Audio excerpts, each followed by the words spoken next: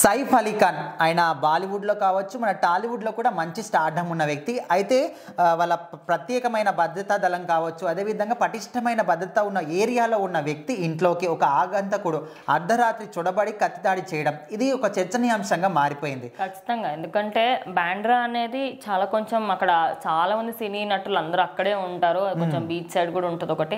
And అట్లా చాలా places ఉంటాయి కొన్ని. ఆ ఏరియాలో ఎట్లా అంటే ఒక పలానా ఏరియా ఇది, ఓకే ఇందులో ఇంతమంది ఉన్నారు అంటే సెక్యూరిటీ కూడా చాలా గట్టిగానే ఉంటుంది.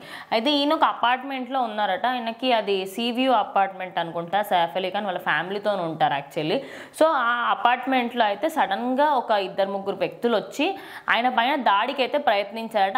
వాళ్ళ ఇంట్లో ఉన్న వస్తువులు దొంగలించడానికి వస్తున్న క్రమంలో ఆయన అప్పటికి మెలుకొని ఉండడంతో వాళ్ళ దగ్గరికి వెళ్ళి ఏంటి ఇలా చేస్తున్నారంటే ఇటు వెన్నుపోటు దగ్గర ఒక 2 సార్లు కత్తిపోటు పొడవడం, అదే 6 ప్లేసెస్లలో ఆయనకైతే కత్తితోని పొడవడం జరిగింది. అందులో 2 ప్లేసెస్లలో అయితే చాలా తీవ్రంగా రక్తస్రావడం కూడా అవ్వడంతో ఇంకా వాళ్ళు ఇంకా అందరు లేచారు అనే సమయానికి ఆయన మెట్లు దిగుతూ కిందికి వెళ్ళినప్పుడు ఆ సీసీ కెమెరా ఫుటేజ్లో ఆ వ్యక్తి ఎవరైతే ఉన్నారో ఆయన కూడా కనిపించడం జరిగింది.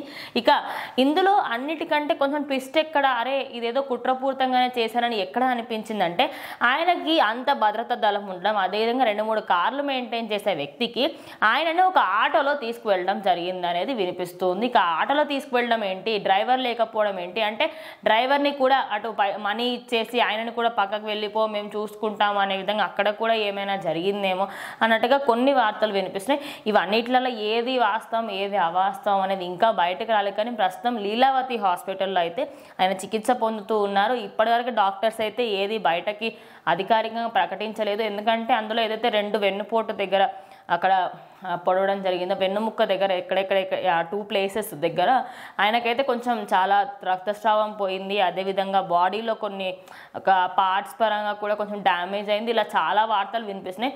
సో అఫీషియల్గా లీలావతి హాస్పిటల్ నుంచి డాక్టర్స్ బయటకు వచ్చి మనం చెప్తేనే ఫుల్ క్లారిటీ అనేది వస్తుంది. చూద్దాం మరి వాళ్ళు ఏం చెప్తారో ఏంటి అనేది.